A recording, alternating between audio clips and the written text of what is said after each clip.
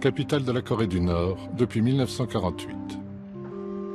Royaume ermite ruiné, dynastie coupée du monde et d'Internet, dernier bastion communiste doté de la 4e armée du monde, les clichés ne manquent pas pour cette Corée.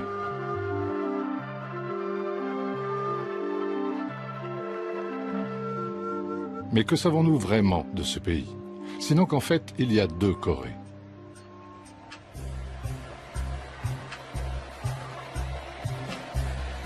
Séoul, capitale de la Corée du Sud depuis 1948.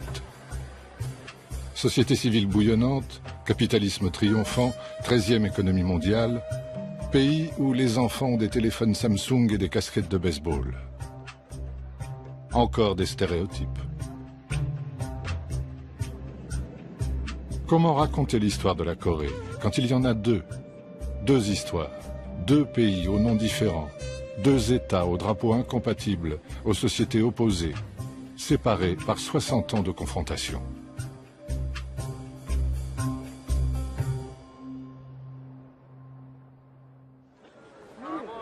Les championnats du monde de taekwondo montrent une autre Corée du Nord. 800 sportifs de 80 pays sont présents. Mais pas de Coréens du Sud. Ils n'ont pas le droit de se rendre chez le frère ennemi. Ils ne peuvent pas voir le nouveau Pyongyang avec ses portables, ses échoppes, ses échanges et même ses publicités. Entre Sud et Nord depuis 3 générations, toute rencontre, tout coup de téléphone, toute lettre est une affaire d'État.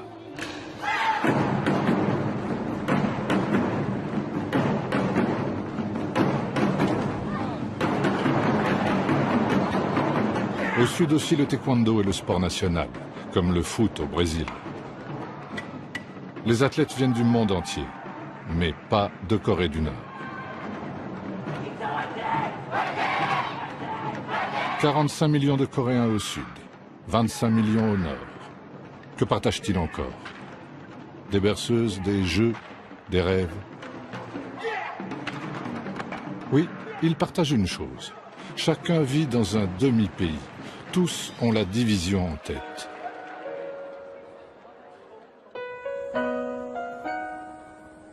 Depuis 1945, la DMZ, zone démilitarisée, ultra-militarisée, sépare la nation coréenne comme une immense blessure de guerre.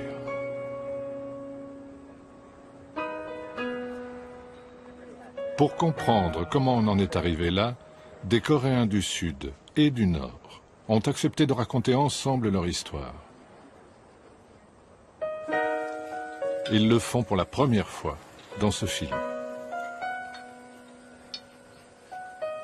À cause de la DMZ, la plupart n'ont jamais pu se rencontrer.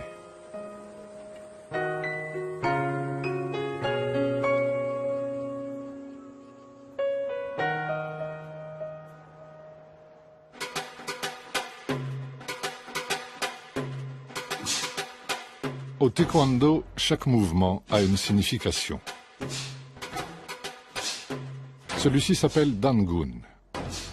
Dangun fut le premier Coréen, né selon la légende il y a 5000 ans, de l'accouplement entre le fils du ciel et une ours devenue femme.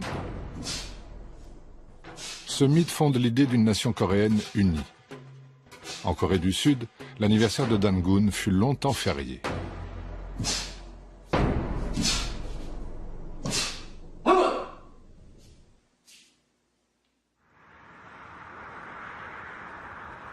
Corée du Nord, plaine de Pyongyang. La tombe de Dangun serait ici.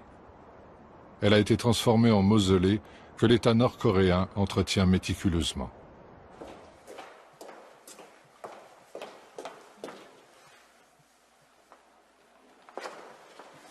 Ici, nous avons la boîte qui contient l'esprit de Dangun.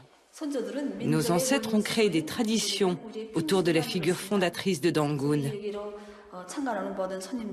Tous les visiteurs viennent ici et réalisent que nous sommes un seul peuple descendant de Dangun, qui doit être réunifié. Nous parlons la même langue, nous habitons le même territoire, ça fait réfléchir.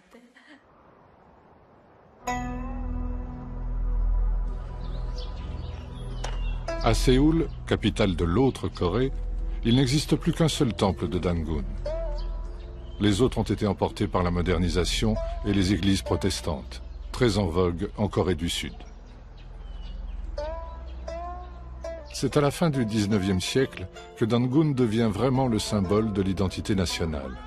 À l'époque, la Corée encore unie est confrontée à l'incursion massive de puissances impérialistes, américaines, russes, chinoises, européennes et japonaises. En ce qui concerne la Russie et la Chine, la Corée leur était indispensable pour avoir accès à l'océan. Pour les États maritimes, au contraire, le Japon et les États-Unis, ils avaient besoin d'une tête de pont pour leur avancer vers le continent chinois. Bref, on peut dire que la Corée est historiquement un nœud stratégique pour ces deux puissances continentales et pour ces deux forces navales. La Corée est une péninsule de la taille de la Grande-Bretagne. Le nord, séparé de la Chine et de la Russie par les fleuves Yalu et Tyumen, est très montagneux. Le sud sert de grenier à riz. Mais les Coréens se voient surtout en victimes de leur géographie.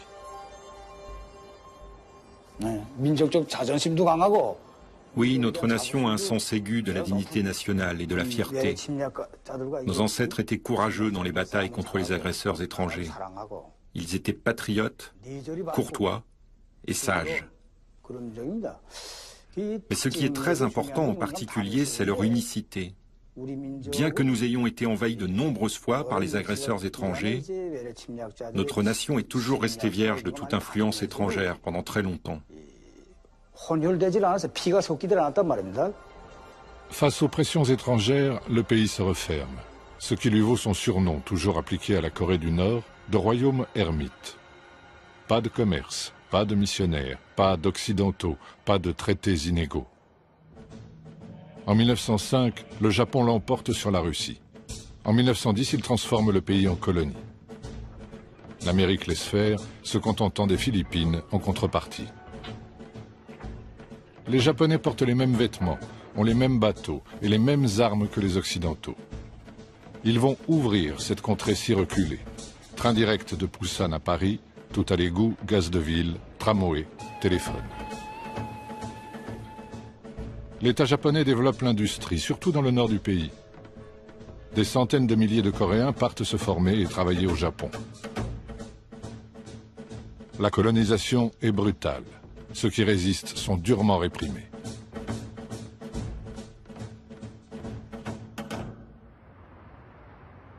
La mairie de Séoul est un des principaux vestiges de l'occupation japonaise. À l'époque, Séoul est la plus grande ville du pays. Pyongyang est la seconde.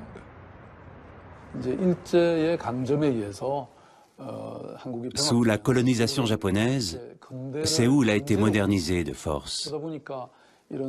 Cela n'a pas été naturel, cela n'a pas été une transition souple, ça a été imposé. Séoul n'a pas été capable d'avoir une croissance équilibrée, ce qui est très regrettable. Ce que retiennent les Coréens d'aujourd'hui, c'est la volonté japonaise d'annihiler leur identité. J'étais à l'école primaire dans un village montagneux de la province de Gangwon, qui est sur la côte Est. Même nos noms. Ils nous obligeaient à changer nos noms en japonais. Donc, nous devions utiliser des noms japonais à la place de nos noms coréens. Et ceux qui ne le faisaient pas, comme moi, se faisaient battre par leurs professeurs tous les jours. Les Coréens aiment porter des vêtements blancs. C'est notre tradition. Mais les policiers jetaient de l'encre quand ils voyaient des Coréens habillés en blanc. Ça a été appréciable de voir disparaître ces choses. Vraiment, les colonisateurs japonais ont tenté de priver les Coréens de leur identité nationale.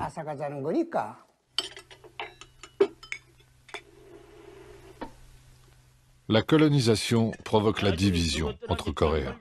Le Japon colonial s'appuie sur les grands propriétaires terriens. En réaction, d'autres se rebellent.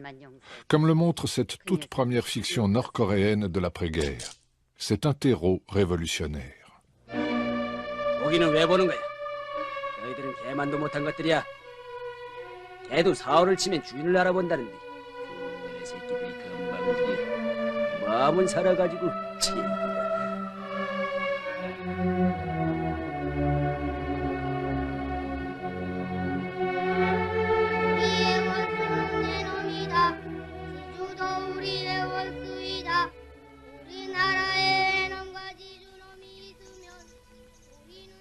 D'un côté, voilà donc des Coréens recrutés de gré ou de force dans la police et l'armée japonaise. De l'autre, des Coréens maquisards qui les combattent à la frontière entre la Corée et la Chine.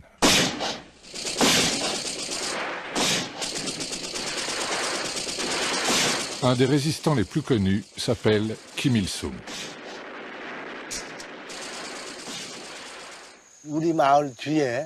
Assis par terre, j'écoutais des histoires racontées par les adultes aux enfants, parlant des résistants anti-japonais cachés dans les montagnes près de notre village. C'était l'époque de la bataille de Pochenbo, donc l'attaque de Pochenbo menée par Kim Il-sung en 1936. À ce moment-là, j'avais 6 ans. C'est la première fois que j'ai entendu parler de Kim Il-sung. Futur père fondateur de la Corée du Nord, Kim Il-sung est né près de Pyongyang. Ses grands-parents sont paysans. En 1920, son père, nationaliste et chrétien, a fui en Chine. Là-bas, Kim Il-sung milite avec la gauche nationaliste coréenne, adhère au Parti communiste chinois, avant de devenir un des chefs de la résistance anti-japonaise en Mandchourie. Sa maison natale est devenue un lieu de pèlerinage. Sa vie, une matière obligatoire pour tous les écoliers nord-coréens. 14 years old Comrade Kim Il-sung. So at this age, he left this Mangyongdae to liberate country. Beside his father, Mr. Kim Hyung-sik, and mother, Mrs. Kang Ban-so. Kim Il-sung began as a communist, but Kim Il-sung était un communiste, mais en Asie de l'Est, le communisme ne servait pas à résoudre des problèmes sociaux, mais à acquérir l'indépendance nationale. Il s'agit de mettre fin à la dépendance vis-à-vis de l'étranger et de créer un État puissant. Le communisme est-asiatique et le communisme coréen en particulier sont très nationalistes. This Mangyongdae not only native house, Comrade Kim Il-sung. It is our people's house. It is homeland of our revolution.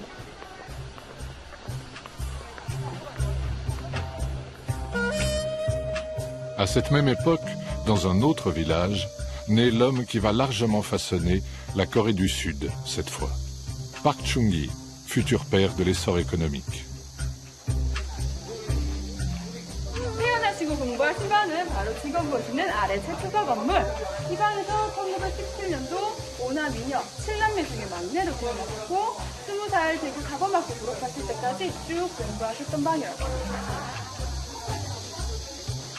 Park Chung-hee commence comme instituteur portant l'uniforme et le sabre japonais.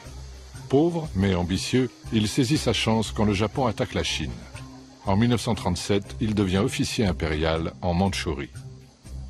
Park Chung-hee et Kim Il-sung ont des vies parallèles très intéressantes. Park Chung-hee aussi a été en Mandchourie, mais dans des circonstances très différentes. Il est devenu officier de l'armée impériale japonaise.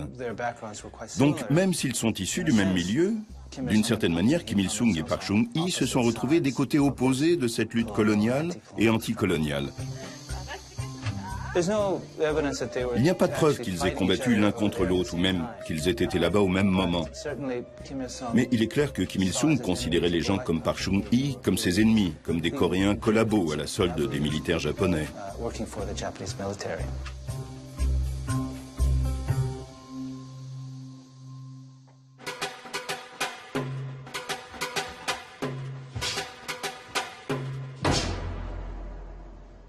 Ce mouvement s'appelle Sam-il. Il célèbre le début de la sanglante lutte des Coréens pour leur indépendance.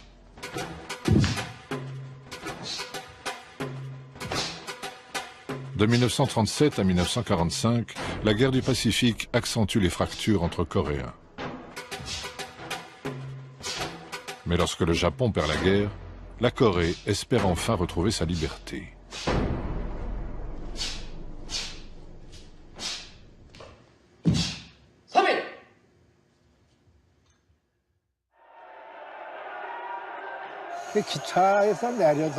Quand je suis descendu du train, place de la gare, un monsieur a sorti quelque chose de sous sa veste et a crié « Vive l'indépendance de la Corée !» Quand je l'ai vu plus attentivement, j'ai vu que c'était le drapeau coréen. C'était la première fois que je voyais le drapeau coréen.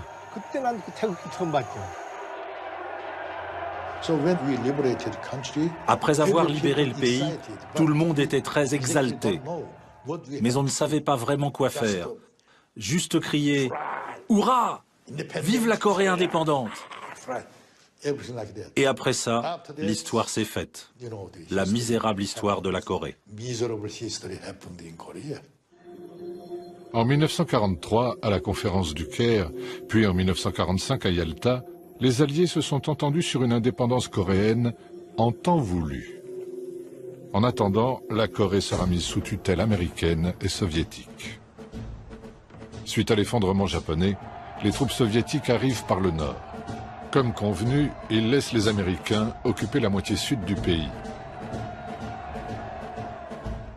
Deux diplomates américains dessinent à la va-vite une ligne de démarcation nord-sud, le long du 38e parallèle, afin de récupérer Séoul en zone américaine. L'Allemagne a été divisée car c'est elle qui a commencé une guerre agressive et elle l'a perdue. Nous, notre division nous a été imposée par des puissances étrangères. Nous n'y étions pour rien.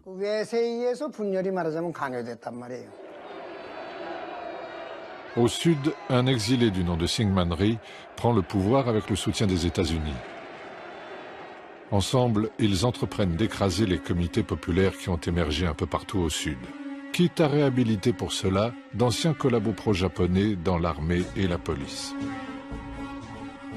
De 1945 à 1948, les organisations syndicales s'opposaient au commandement militaire américain.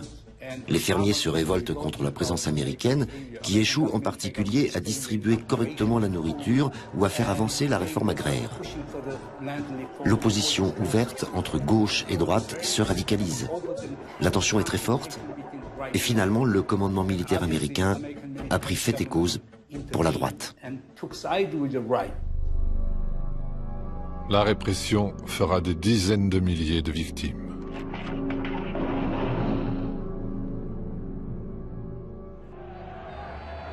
Rentré en Corée avec les soviétiques, Kim Il-sung, 33 ans, a tôt fait d'installer son pouvoir au nord. Ceux qui sont considérés comme des ennemis de la révolution sont liquidés ou fuient vers le sud. Mais les premières réformes sont très populaires. Il y a eu tant d'événements qui ont été réalisés pendant ces 3 premières années. Réforme agraire, nationalisation de l'industrie, égalité des sexes, abolition de l'illettrisme, tant de choses. Ce dont je me souviens surtout, c'est des villageois qui, quel que soit leur âge ou leur sexe, se rendaient dans ma maison chaque soir et apprenaient ensemble à écrire des lettres. Ça m'est resté de manière très vivante en mémoire. Le 15 août 1948, Syngman Rhee, tout juste élu président, proclame la République de Corée. À ses côtés, le général américain MacArthur. 3 semaines plus tard, Kim Il-sung proclame la République populaire démocratique de Corée, reconnue par le bloc communiste. Les deux grandes puissances ont chacune façonné leur propre État. Mais le contrôle soviétique sur le nord était significativement plus strict que le contrôle américain sur le sud. Maintenant que les archives ont été déclassifiées, nous savons que la plupart des déclarations des hommes politiques nord-coréens devaient être préapprouvées par l'ambassade ou le gouvernement soviétique. La constitution nord-coréenne a été corrigée par Staline lui-même.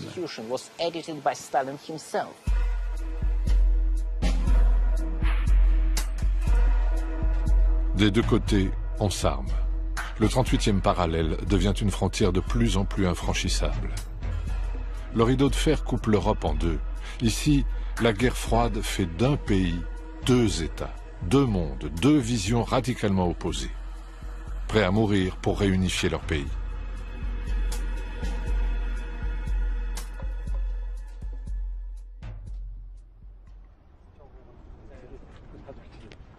La guerre de Corée a commencé le 25 juin 1950. Pour les Coréens du Nord, ce sont les États-Unis les fauteurs de guerre. Après avoir mis la main sur le Sud, l'armée américaine a décidé d'envahir le Nord, puis de chasser Mao et les communistes qui ont conquis la Chine. Mais soutenu par les frères soviétiques et chinois, Kim Il-sung a vaillamment dirigé de ce bureau les armées du Nord, infligeant aux envahisseurs une défaite humiliante.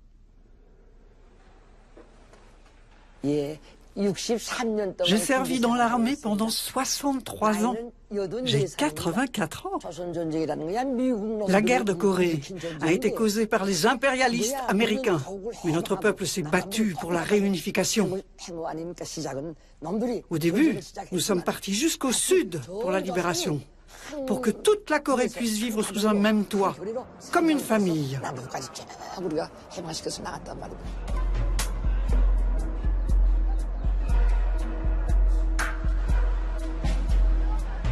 En Corée du Sud, l'imposant mémorial de la guerre raconte l'autre version de cette histoire. Le 25 juin 1950, après avoir finalement obtenu la permission de Staline et de Mao, Kim Il-sung attaque le Sud pour imposer une réunification par les armes sous un régime communiste.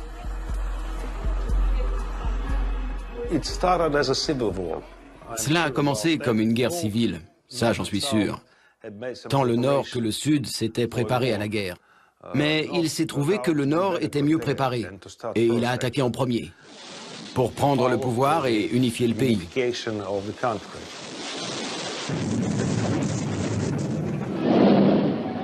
Ensuite, c'est devenu une guerre internationale. Le conflit s'est inscrit dans la guerre froide, avec d'un côté l'URSS et la Chine, et de l'autre côté les États-Unis et les Occidentaux. Pendant l'été 1950, presque toute la Corée du Sud est envahie par ceux qu'on appelle les Rouges, sauf la région de Pusan, dans le sud-ouest. Ensuite, avec l'aide massive des troupes américaines et onusiennes, l'armée du Sud reprend Séoul, puis progresse toujours plus au nord afin de conquérir l'autre côté.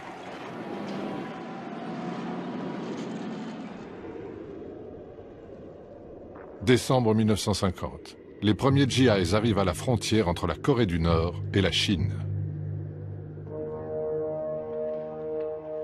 À Pékin, Mao l'a plusieurs fois répété. Les troupes américaines aux portes de la jeune Chine communiste sont un casus belli. Quand les États-Unis ont attaqué notre pays, la Chine nous a envoyé ses fils et ses filles, et même le fils du président Mao.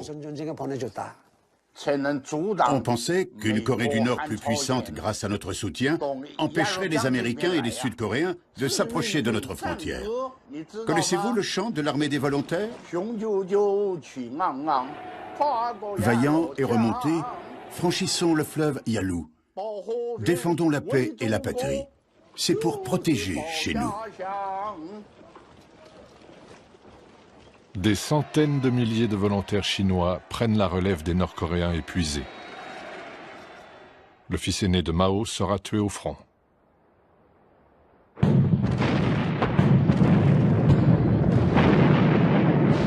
Le reflux américain tourne à la catastrophe.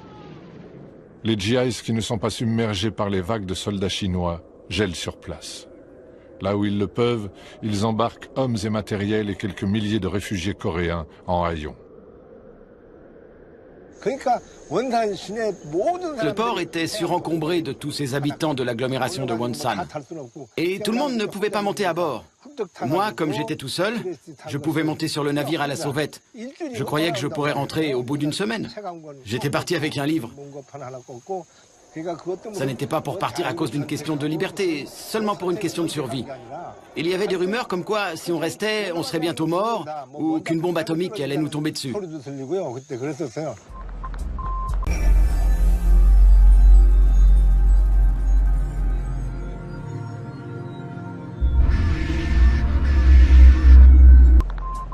Car c'est dans ce chaos que l'arme nucléaire apparaît pour la première fois en Corée.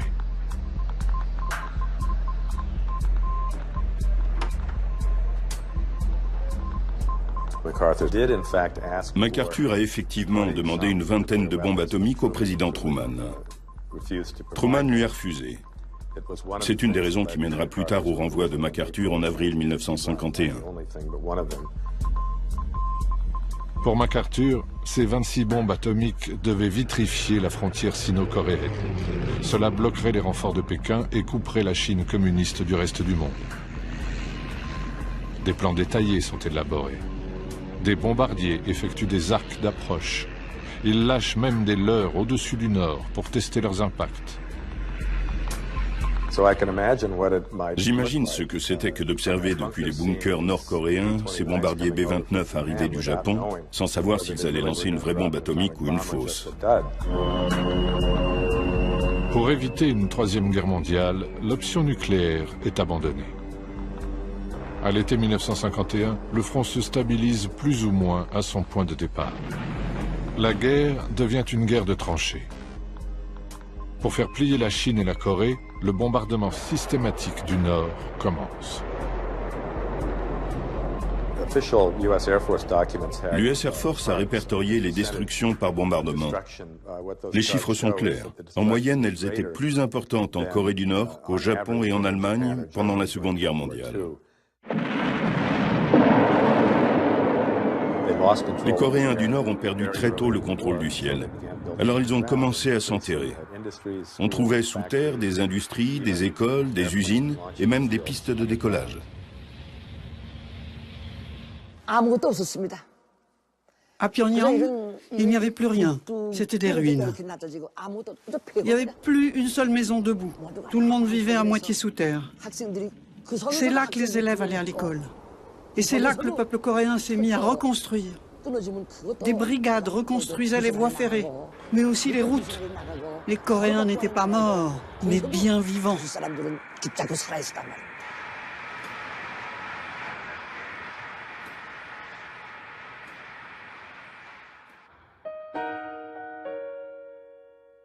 La Corée du Sud est tout aussi ravagée.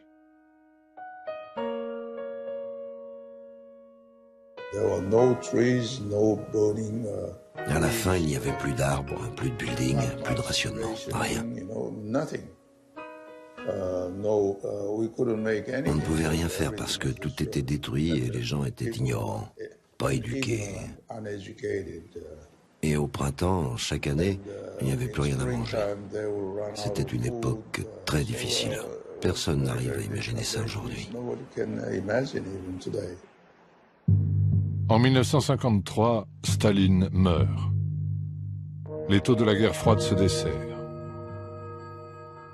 Coréens du Nord, Chinois et, au nom de la Corée du Sud et de l'ONU, les Américains, signent un armistice, mais pas de traité de paix.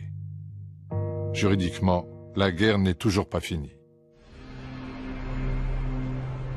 La guerre de Corée a fait entre 3 et 4 millions de morts. Elle fut l'une des plus sanglantes de l'histoire avec ses atrocités des deux côtés, ses exécutions publiques, ses charniers et ses millions de réfugiés.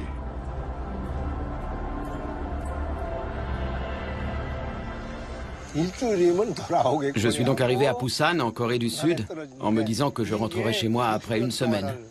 Voilà 60 ans que je vis ici.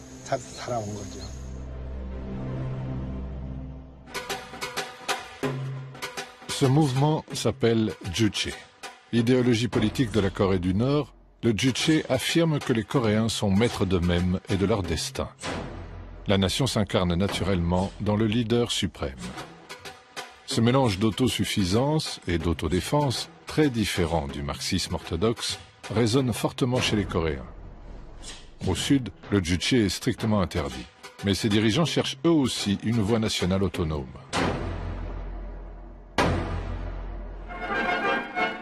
Пхеньян сегодня – это трудовой энтузиазм народа. Город и восстанавливается, и продолжает расти. Для многих тысяч школьников построены новые школы. Après-guerre, la Corée est un des pays les plus pauvres du monde. Au nord, les grands protecteurs, URSS et Chine, poussent à une reconstruction rapide.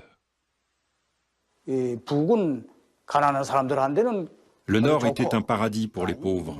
C'était un monde fait pour le peuple. Et le Sud était celui des propriétaires terriens et des capitalistes. C'est pourquoi les pauvres, comme mon père, ont préféré venir au nord. Il était né dans une famille de pêcheurs pauvres. Il n'avait pas de travail fixe.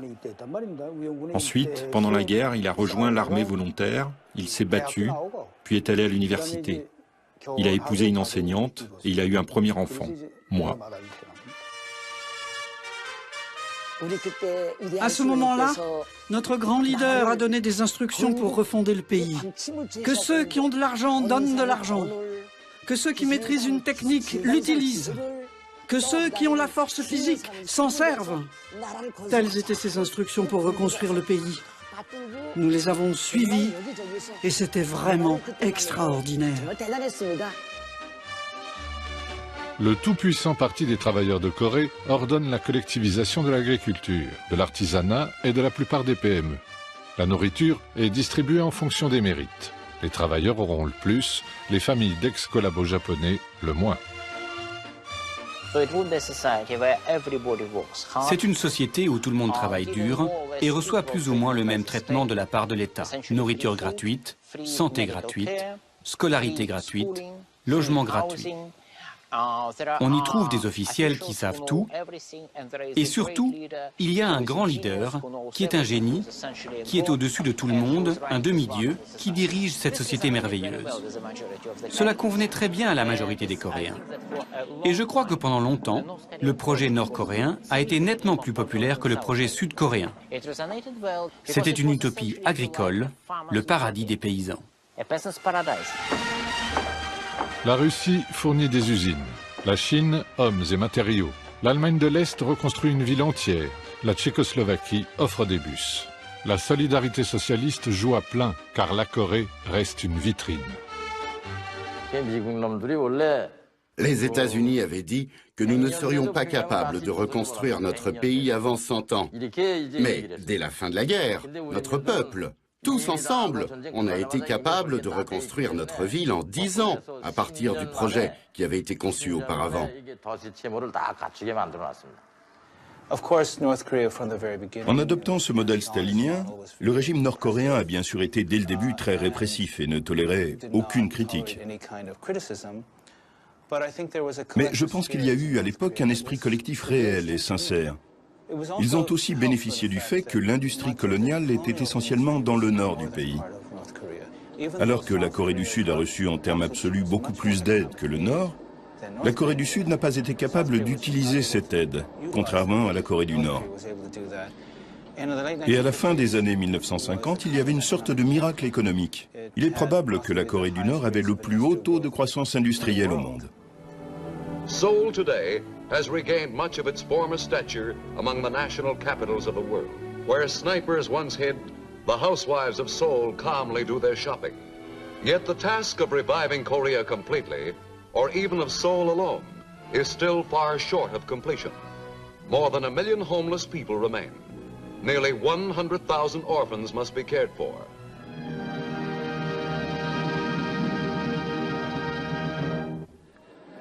La Corée du Sud est certes 2 fois plus peuplée que le Nord, mais c'est un pays agricole très arriéré. Le régime Syngman Rhee, corrompu, est fortement contesté en interne. L'armée est la seule institution qui reste. Je travaillais sur les questions de développement économique. La Corée était décrite comme un cas désespéré, sans ressources naturelles, corrompu. Et ce qu'il y a de plus drôle a posteriori, c'est qu'elle semblait murée dans un confucianisme qui enseigne aux messieurs à ne pas travailler, à s'habiller en blanc et à porter les ongles longs pour afficher leur mépris du travail manuel. Voilà la perception de la Corée d'il y a 50 ans. Cela a pris du temps avant que quiconque ne devienne optimiste sur l'avenir de ce pays.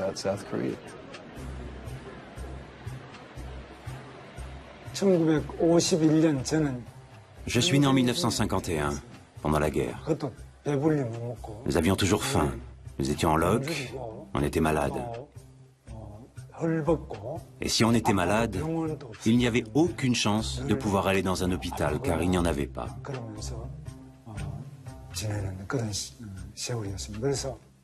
Il faisait aussi très froid. Mon rêve, c'était d'avoir au moins une paire de chaussettes, le jour de l'an, en hiver, quand il fait encore très froid. Heureusement, aujourd'hui, j'ai beaucoup de chaussettes.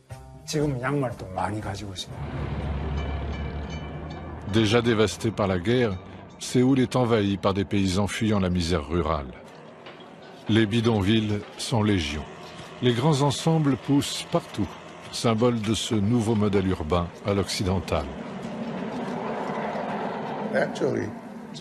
De fait, si l'occidentalisation du Japon est venue d'Angleterre et d'Europe, il y a 100 ans, en Corée, elle est arrivée un tout petit peu pendant la colonisation japonaise, mais surtout par l'armée américaine. C'est ce que nous appelions la culture GI.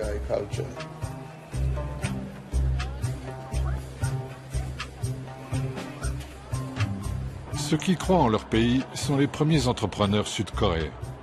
Hyundai, qui signifie moderne, commence sa fortune en approvisionnant l'armée américaine. L'État passe des commandes de reconstruction. La main-d'œuvre venue des campagnes est prête à travailler 7 jours sur 7 tant qu'elle est nourrie. En 1960, d'énormes manifestations étudiantes renversent Syngman-rhee. Un court instant, une démocratie brouillonne s'impose. Mais un an plus tard, un général presque inconnu, Park Chung-hee, y met fin, craignant que Kim Il-sung profite de la situation. La junte au pouvoir parle de révolution. Elle veut industrialiser le pays à marche forcée. Relancer l'économie, c'est être capable de se défendre lors d'un prochain conflit. Au moment de notre révolution militaire, le président Park Chung-hee était un général 2 étoiles. Je l'ai bien connu. Il était très rigide, austère et patriote. On ne trouve plus de gens comme ça aujourd'hui.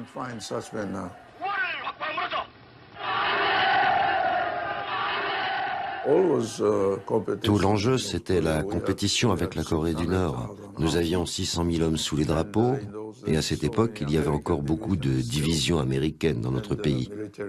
Il y avait aussi beaucoup d'aides militaires. Il fallait défendre notre pays car on ne savait jamais. Nous avions toujours à l'esprit la Corée du Nord. Park se compare à Bismarck, Napoléon ou Atatürk. Il commence par rassurer Washington, inquiet que son frère ait jadis été un insurgé communiste. Il envoie des milliers de mineurs et d'infirmières en Allemagne, qui rapportent des devises au pays. Il lance un plan quinquennal, des industries lourdes, des exportations en tout genre. Hyundai, Samsung ou Daewoo, ces grands groupes multifonctions, sont aidés à condition de suivre les exigences de l'État. Nous avions besoin d'investissements pour développer notre pays.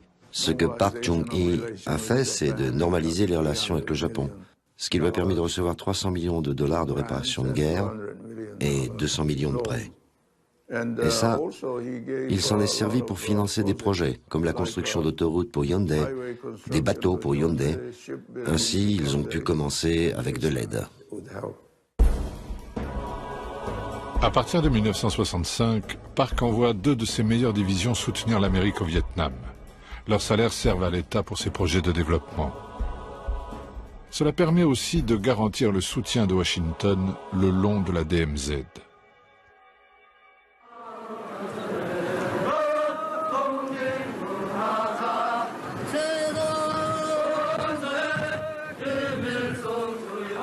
Au nord, l'omniprésent Kim Il-sung a assis son pouvoir interne en éliminant les factions pro-soviétiques et pro-chinoises. Son objectif, ne plus dépendre des grands voisins. La rivalité sino-soviétique est la meilleure chose qui lui soit arrivée.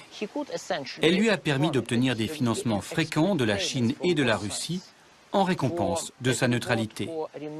Il a très bien joué de l'un contre l'autre. C'était une politique excellente, il était un maître de la manipulation, et ce fut, je dirais, un très grand succès. Cette volonté farouche d'autonomie fait de lui un héros des pays non alignés. Indonésie, Yougoslavie, Madagascar ou encore le Cambodge, dont le roi passa 2 ans en exil à Pyongyang. La politique, l'idéologie ici, ce n'est pas le marxisme-léninisme, ce n'est même pas le communisme, c'est le Kim Il-sungisme qui est caractérisé par le juche. Le juche, ça veut dire compter sur soi-même, sur ses propres ressources, sur ses propres efforts, sur ses propres sacrifices pour développer, défendre le pays. C'est ça qui est beau. Pendant 20 ans, l'économie planifiée tient ses promesses.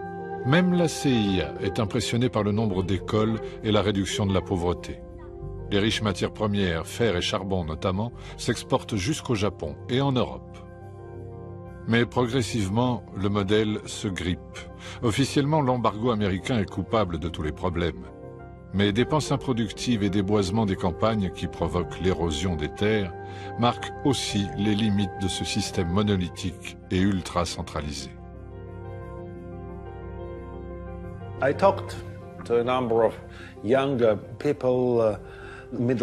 J'ai parlé avec un certain nombre de jeunes de la nomenclatura à l'époque. Ils avaient une vision très manichéenne du monde. Voici les qualités qui étaient privilégiées pour faire carrière dans le système nord-coréen. Être sincère dans la conviction que la cause est juste, refuser tout compromis avec l'ennemi, être prêt au sacrifice, tenir une ligne très dure, ne pas hésiter, être obéissant. C'est comme ça qu'on faisait carrière.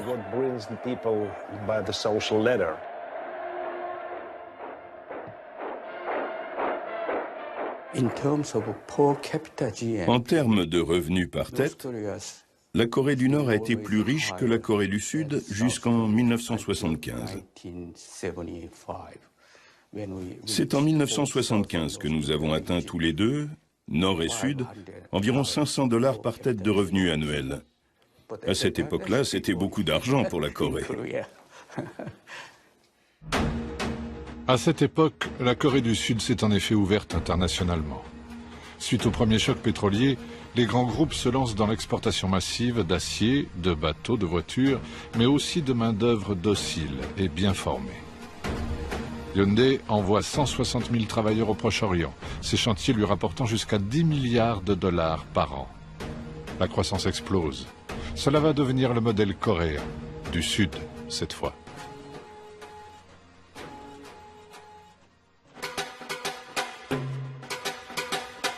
Ce mouvement s'appelle Tong-il, réunification.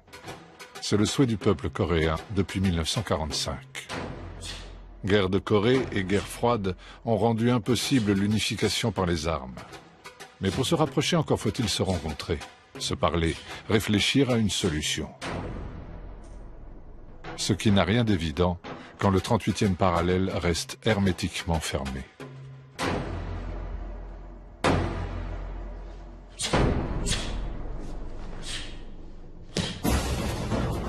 De 1953 à la fin des années 60, le conflit en Corée menace de reprendre à tout moment. Les escarmouches sont nombreuses, les espions partout. En 1968, on craint même une extension de la guerre du Vietnam. Un commando nord-coréen envoyé pour assassiner Park Chung-hee arrive jusqu'au palais présidentiel de Séoul. Le 21 janvier 1968, un commando nord-coréen est arrivé de Pyongyang jusqu'ici, juste derrière cette maison, dans l'arrière-cour de notre résidence présidentielle. Les Sud-Coréens les ont capturés après de violents combats. Suite à cet événement, beaucoup de Sud-Coréens ont fui la Corée et se sont installés aux États-Unis. Et les autres ont commencé à amasser, vous savez, des nourritures instantanées, des pâtes, etc., dans l'attente d'une nouvelle guerre. Vraiment, l'insécurité était inséparable de notre mode de vie coréen des années 1970. Sur les 31 membres du commando, 30 sont tués ou se suicident avant d'être capturés. 2 jours plus tard, le bateau espion américain Pueblo est intercepté par la flotte nord-coréenne. Capture humiliante, qui reste un haut fait de la guerre froide pour la Corée du Nord. Les Américains essayaient à nouveau d'occuper notre pays. C'est pour cela qu'ils avaient envoyé le bateau espion Pueblo. Mais il a été capturé par notre marine héroïque. Après 1 an, nous avons libéré l'équipage du bateau. Ce qui signifie que l'affaire Pueblo était au cœur de l'actualité pendant toute cette année. C'était ma première année au service militaire. Toutes ces scènes ont été filmées à l'époque. Elles se trouvent dans les archives ici. Parmi les soldats qui ont été libérés, il y en a un qui avait peur d'être à nouveau attrapé. Il regardait tout le temps derrière lui, provoquant l'hilarité générale. Il y a beaucoup de scènes drôles de cette libération.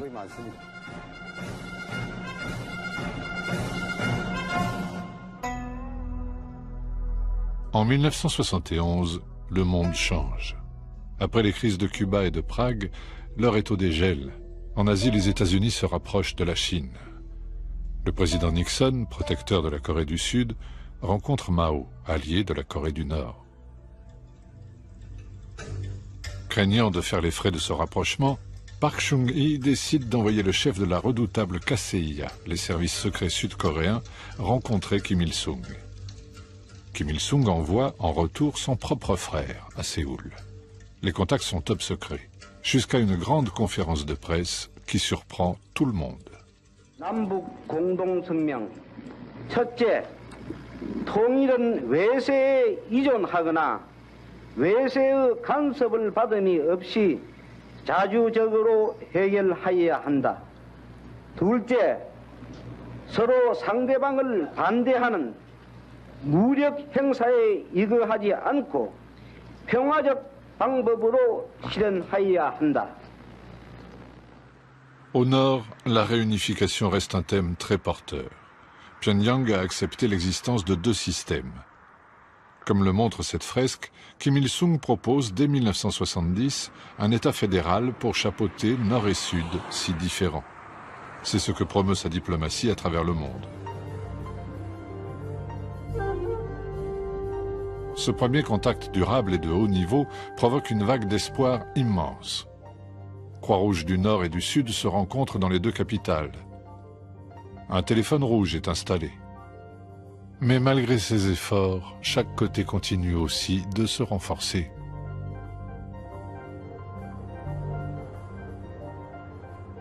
En 1973, la CIA nomme un nouveau chef de station à Séoul. Son contact local était le bras droit de Park Chung-hee, Lee Woo-rak lui-même. Je l'ai appelé. Alors, comment c'était d'être en face de votre ennemi de toujours? Et il m'a dit, c'est un homme très fort. C'est un sacré bonhomme. Il est le seul à décider. Il était très positif. Lee Woo-rak voyait les contrôles que Kim Il-sung exerçait sur son peuple comme quelque chose de positif. Il est revenu voir Park Chung-hee et lui a dit, si nous voulons discuter avec eux d'égal à égal, nous devons nous aussi imposer des contrôles comme ça chez nous. Lee Woo-rak a rapporté de sa rencontre avec Kim Il-sung le pire des messages. Dans la foulée, Park Chung-hee promulgue en effet une nouvelle constitution taillée sur mesure, se déclare président à vie et renforce la répression. Dans ces années-là, 1970-1971, j'ai été arrêté par la police. J'ai été emprisonné dans la maison de détention. En ce qui me concerne, j'ai connu toutes les salles de torture qui existaient. Celle de l'armée, celle des services secrets, la KCIA, celle de la police, et même une salle secrète de torture. La cible la plus célèbre du régime est Kim Dae-jung. Cet opposant de gauche, très populaire, a failli remporter les précédentes élections contre Park Chung-hee. Kim Dae-jung survivra à plusieurs tentatives d'assassinat et deviendra un grand homme d'État. Mais la réalité violente de la péninsule a tôt fait d'emporter les rêves d'un rapprochement rapide. En 1974, lors d'un discours de Park, un homme a tenté de tuer le président. Son garde du corps réplique. Madame Park est tuée par une balle perdue. Le Sud accuse le Nord d'être derrière le meurtre. La peur est de retour.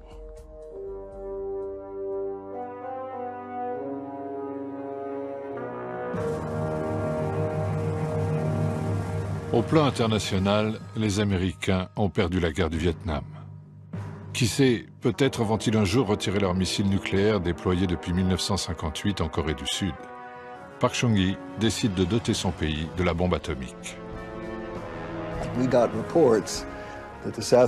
Nous avions des informations sur les Coréens du Sud en train d'acheter une usine de retraitement nucléaire en France. De quoi transformer le combustible en plutonium de qualité militaire. Bien sûr, les Coréens nous disaient que ce n'était pas pour des armes, mais à usage civil et autres bêtises. Donc, nous avons contacté le gouvernement français, on leur a dit « Écoutez, nous avons toujours 40 000 hommes le long de la DMZ. S'il vous plaît, ne déstabilisez pas la situation. » Le contrat a finalement été annulé.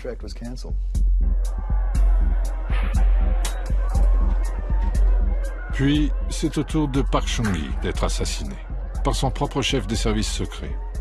Les raisons restent mystérieuses. La foule pleure celui qui l'a aidé à sortir de la misère.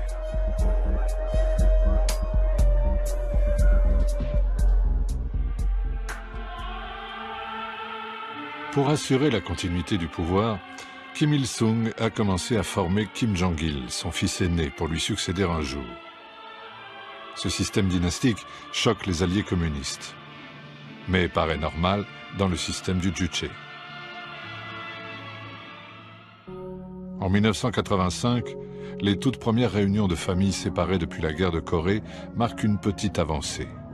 Le Nord livre aussi du riz après des inondations au Sud, ce qui n'empêche pas des attentats épisodiques, mais très violents contre le gouvernement militaire de Séoul. Globalement, le Nord paraît stable. C'est le reste du monde qui change. Après avoir rencontré Gorbatchev la première fois, je crois que c'était en octobre 1986, Kim Il-sung est rentré chez lui avec la conviction que tout cela n'allait pas bien se terminer. Il se sentait seul. Il était assez expérimenté pour comprendre que personne n'allait le défendre une fois que le système socialiste allait changer.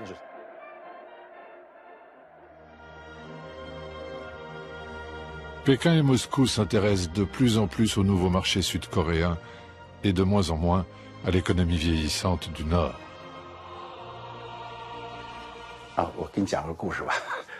Je vais vous raconter une histoire vraie. Mao avait offert des chasseurs MiG-25 à la Corée du Nord. Après un certain temps, il fallait faire une révision générale de ces avions. Mais à cette époque, la Chine s'était déjà convertie à l'économie libérale. L'usine chinoise leur dit donc « Nous pouvons le faire, mais qui va nous payer ?» La Corée du Nord répond « Les avions ont été offerts, la révision est-elle payante? Sommes-nous encore des frères ?» Un rapport est fait à l'attention de Deng et devinez ce que Deng répond. Maintenant, nous sommes aussi des marchands d'armes. Nous devons faire du business. Les Nord-Coréens se sont vraiment mis en colère.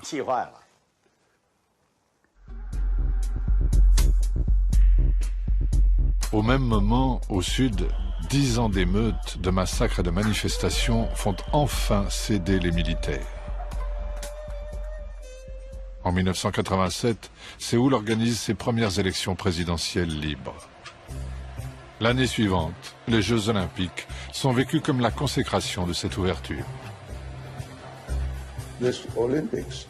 Ces Jeux Olympiques ont donné aux Coréens confiance en eux-mêmes et les ont rendus fiers. Ils se sont ouverts au monde. C'est en cela que les Jeux Olympiques de Séoul ont été tellement importants. Aucun pays socialiste n'a suivi le boycott exigé par le Nord, hormis Cuba.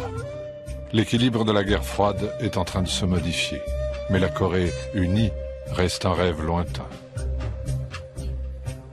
Ailleurs dans le monde, même en Europe, la guerre froide s'est terminée à ce moment-là. Mais dans la péninsule coréenne, elle continue toujours.